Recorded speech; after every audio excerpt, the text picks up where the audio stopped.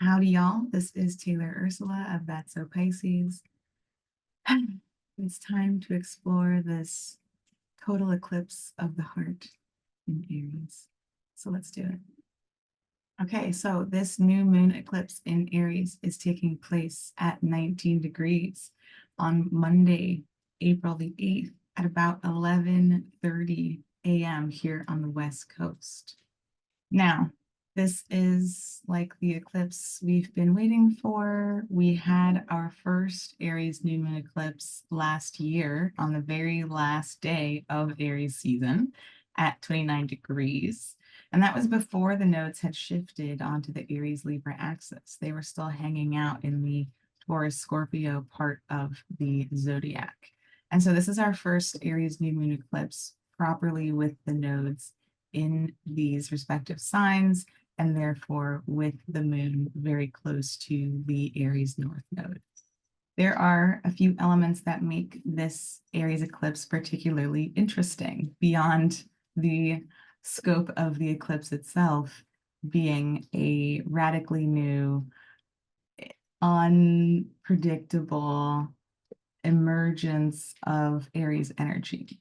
First and foremost, Venus, ruling the South Node in Libra, is now currently in Aries, joining the planets, the Sun, Mercury, currently retrograde, and soon to be the Moon. So we also have Chiron and the North Node in this house as well, wherever Aries is in your chart, whatever house that occupies, we have those bodies there as well.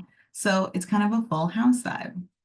This is interesting because we know that this is a new moon eclipse that's happening 4 degrees from the North Node that's currently at 15 degrees. And Venus, again, is ruling the South Node in Libra, which means that not only will Venus be meeting the North Node during this transit through Aries, but the ruler of the South Node hanging out in the sign with the North Node while this new moon eclipse is taking place adds an extra emphasis to what has been released, particularly in that Libra full moon eclipse we just had 2 weeks ago, as well as what will continue to rise to the surface to be released. With Venus hanging out in Aries, the sign of courage and boldness and bravery and leaping, again with the North Node, will feel less inclined to hold on to those Libra things that continue to kind of filter out through the South Node.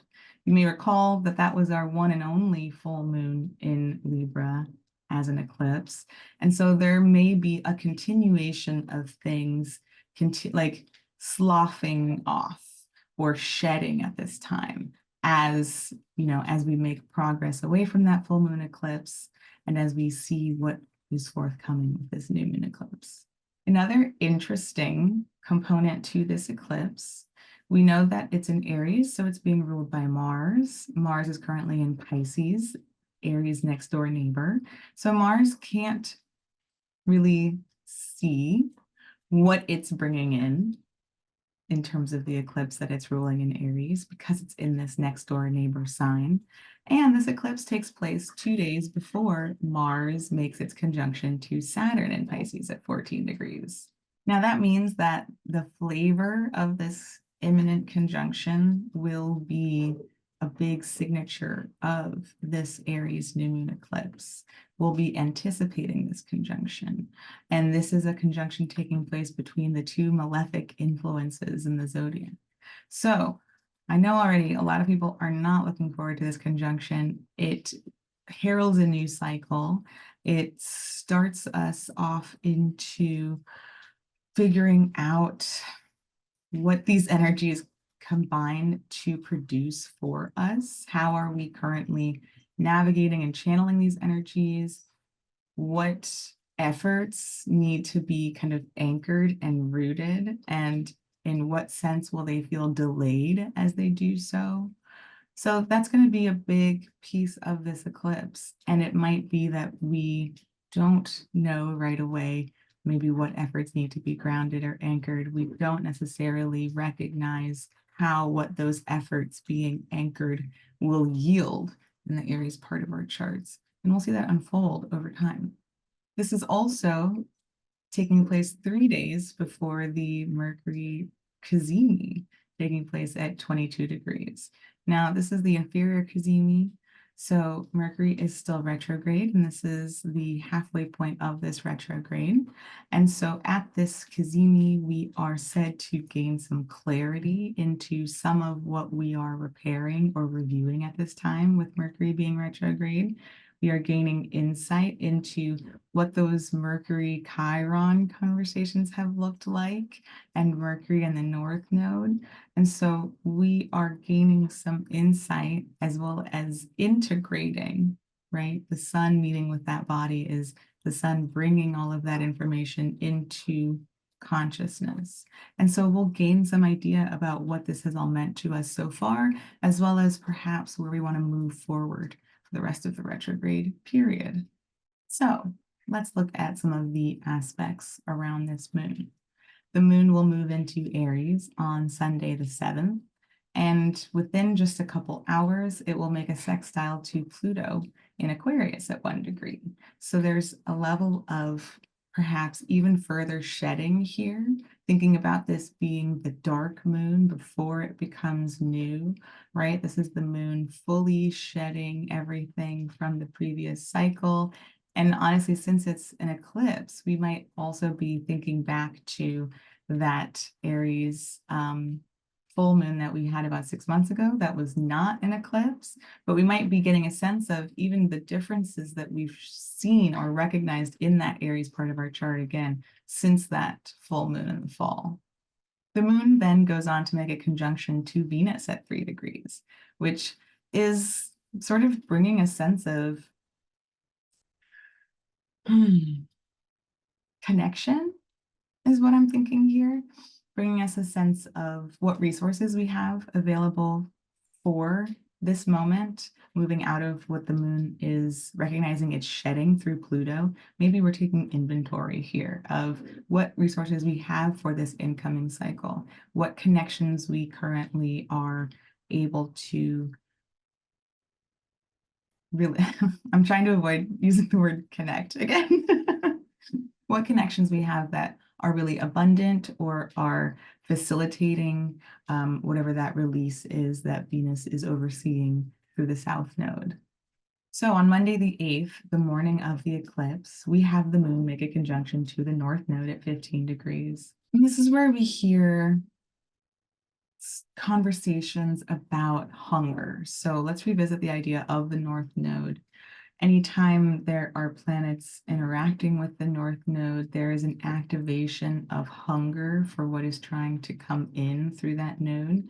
And so we may find ourselves with just like an unwieldy, like unsatisfiable urge for something surrounding the energy of this Aries new moon. We may be really hungry for this new start.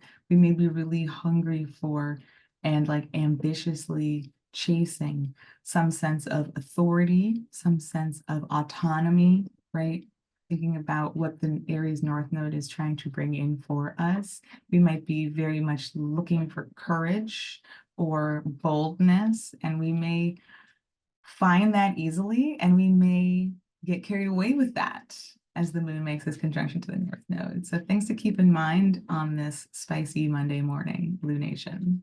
Really, we might be called to take inventory at this time of what the hunger is that is surfacing here in this conjunction, of what actions we feel compelled to take, of what emotions are surfacing as this lunation comes into effect, and just taking inventory, being mindful to acknowledge those things, but not necessarily act on them, right?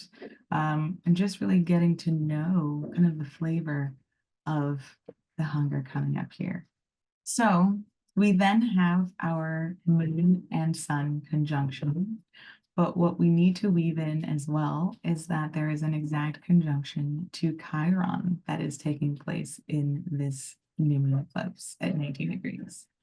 So the sequence of events goes that the moon meets the sun and then goes on to meet Chiron 1 minute later.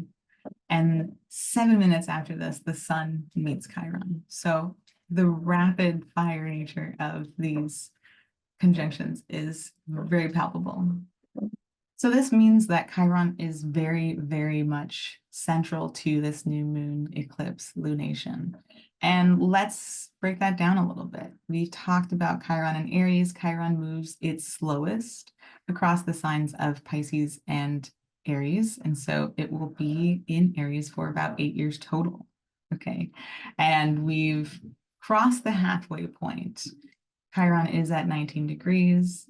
Chiron passed that halfway point of Aries last year. So we're seeing the second half of this long transit and understanding what the kind of second half of this transit is bringing up for us. It feels as though, since it's beyond the halfway point, it is in a place of giving us solutions rather than simply showing us where the pain is and perhaps activating that pain in real time. It's now showing us some answers or some possibilities as to where and how to move through these feelings that Chiron brings up. That means that the moon blocking out the light of the sun on this body, Chiron, may reveal some ancient buried root of what this Chiron connects to for us. And that will certainly come back to what your personal relationship to Chiron looks like at this time, where your natal Chiron lives, what that story looks like.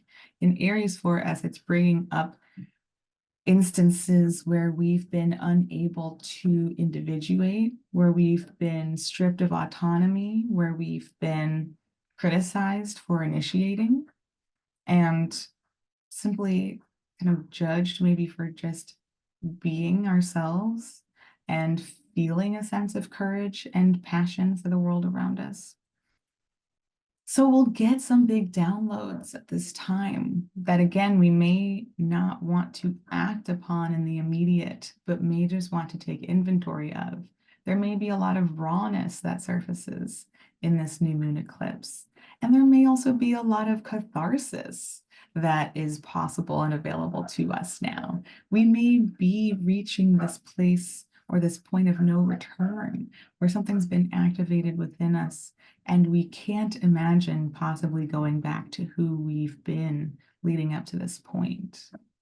The moon then goes on to make a conjunction to Mercury, currently retrograde at 24 degrees. So this is a nice preface to the cazimi that we'll have 3 days later with the sun and Mercury. And so this may be an emotional integration of what Mercury retrograde has been about for us thus far. This may be a time where we give words to some of those phenomena or some of those issues or reroutes that we need to be taking. We may start to want to express feelings around that with the moon and Mercury meeting. And so bringing it back to this Mars-Saturn conjunction, there may be something happening in the Pisces portion of our chart that requires some sort of boundaries or carving out or other manifestations of that Mars-Saturn conjunction that help support what's coming in through Aries, that help maybe support this point of no return where we are, again, activated and unable to go back to who we were before. There may be something here with Mars and Saturn that's really anchoring or driving that point home for us. And it may not feel pleasant. Conjunctions between the malefics rarely feel pleasant. They tend to bring up difficulty. They tend to bring up harshness. And that might be something that is necessary for this recipe that we're currently cooking with. If we are going to step into more authenticity, if we are going to step into more agency and more autonomy, there may be some unpleasant boundaries or cuttings or blockages that we encounter as we do so. Okay, let's go ahead and pull some cards and see what's coming in, see whatever we can get a glimpse of here. We're going to pull a special spread, so see you in just a moment. Okay, let's go ahead and get started. So I've pulled out the Emperor, since the Emperor represents Aries for us, and so we are looking at Aries archetypal themes as we see the North Node moving through this part of our chart. So if you want to pull the Emperor out with me, you can. I can't tell you what to do. You don't have to if you don't want to. But the prompts that I have designed for today's eclipse spread or pull are kind of central to the Emperor. So it just felt right to do that. So these prompts are written out in the video description if you'd like to pull along with us. The prompts we'll be reading for today are the following. Instincts that have been catalyzed. What I have worked to embrace to allow this. How my hunger here has grown. How to temper and ground this hunger. And what has been invited to evolve here. All right, so we will, I typically say looking at the bottom of the deck for the monthly or like the seasonal forecast, but we've kind of been enjoying it in the weekly moon polls, and it certainly would be interesting to see what is beneath this eclipse poll. So let's just, why not do that? Okay, I'm kind of pulling in a V shape today as I reorganize everyone to do so. Ah, beautiful. The snake goes in the middle, of course. All right. Okay, cute. Not necessarily something we would expect to see when we're talking about an Aries eclipse, but this makes me think about the broader balance that we're seeking along the Aries-Libra axis. Okay, so I love the idea of kind of going back to the basics. If you've heard me talk about the Two of Pentacles, we talk about making sure that the roots that we are able to throw down and invest time into growing are, equal to or greater than or equal to the output that we're trying to create, right? So the bigger this grows, the heavier this is going to become unless there's an equal or greater value of foundation beneath it. So everything we're trying to grow in Aries needs to also be balanced by what's happening in Libra. And we've just had the Libra full moon eclipse where hopefully something was identified, if not released in this time of the waning moon. Okay, let's see what else we have here. Instincts that have been catalyzed. Okay, relational instincts. So maybe we are more guarded in how we want to connect with people. Maybe we are catalyzing the instinct to reframe what relationships mean to us.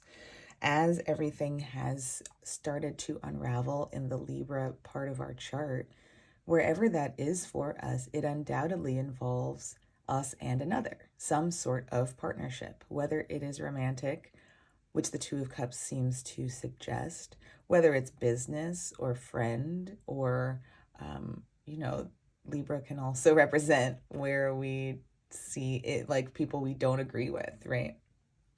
Which sort of equates to the 7th house of enemies. So in Libra, we see who's on our side and who's not our side. So some instincts have been catalyzed around maybe going within and reflecting on what we actually want from these relationships, which makes a lot of sense for an Emperor card and an Aries new moon eclipse. Who do I get to be when I show up for these connections? What motivates me to connect with other people? What do I want to feel when I'm connecting with people? Where have I maybe been giving too much of myself in the Libra part of my chart? Where have I been taking too much in the Aries part of our chart? So we're getting some activation here around what our relational needs and patterns and motivations might look like, and ultimately what we want to be growing here. Okay, what I have worked to embrace to allow this. Oh, going over things. Okay, so When we see this upright, we're typically saying goodbye to things. And maybe you are someone who has walked away from things.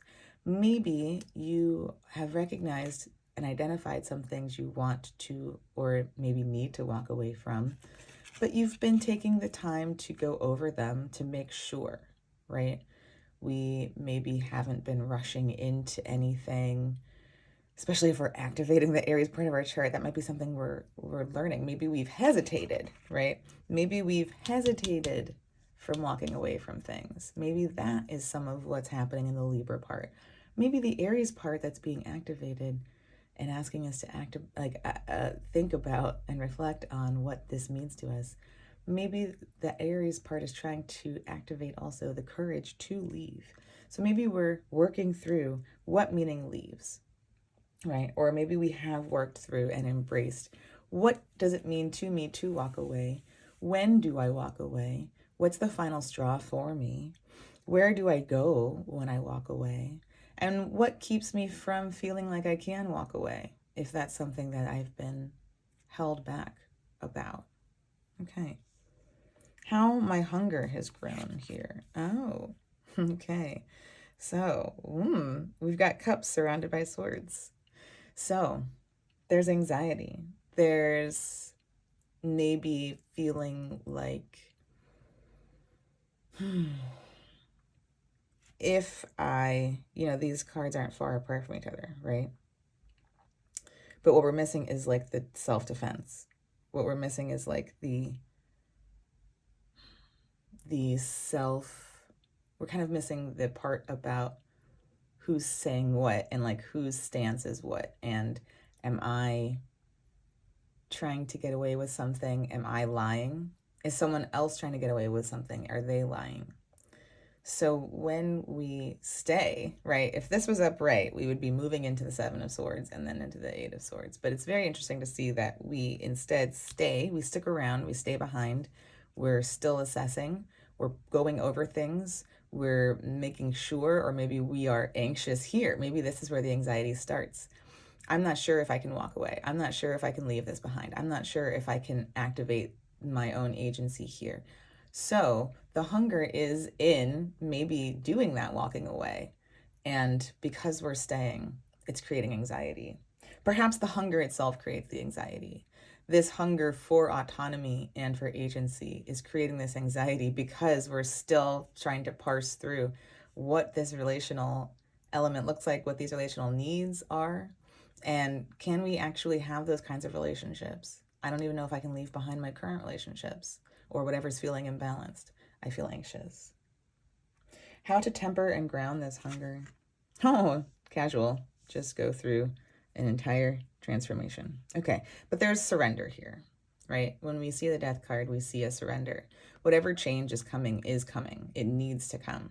The more we fight the change, the more the anxiety here grows, because the hunger is alive, right? The hunger for autonomy, the hunger to walk away, the hunger to determine what we want relationally and to experience that now is growing. Whether or not we are actually walking away or making space for it, the hunger is growing. And the longer it's taking us to walk away, the more that anxiety is growing. So the way to ground and alleviate this is to surrender to the change that is calling to you.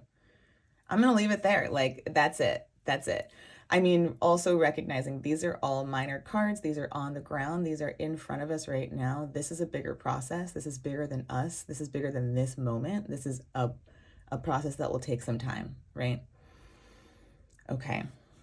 What has been invited to evolve here? Oh my God. If this isn't the most beautiful ending for any read, but truly what we see here, which is about some despair and anxiety and uncertainty and lingering and sticking around and avoiding the change. But there's hope, okay? There's hope that has been invited to evolve here. There is trust, all right? The star shows up after we've gone through the death experience, after we've gone through the moon experience. We come up as ourselves. No, I'm sorry, the moon experience is later. After we go through the tower experience is what I meant to say. So the star is this emergence after this darkest period. And let's take this death card as a blessing. If this was the tower, this would be like, listen, buckle up, hold on to your hats, okay? Stuff is coming and we don't know what it is, and it's going to be disruptive, and like, just hang on tight. This is a bit gentler, if you can believe it. This is a bit more internal. The tower is more external. The tower is stuff happening outside of us that we can't control, that feels really devastating and raw. Death is within us. Death is an internal process. If we can sit with that discomfort and allow that, we can move through and open up to this hope that wants to find us, to this new life, to this new opportunity, to this fresh start that happens after the chaos and the dust settles and we make sense of everything that has changed. I love this so much, okay? If you end up pulling for this spread, let me know in the comments what you end up with.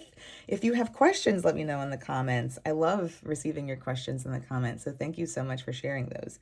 If you enjoyed, please like this video. Please share it with someone who is experiencing a similar activation. Please subscribe so that we can continue this Aries lunation story with next week's Cancer first quarter moon. So I will see you then.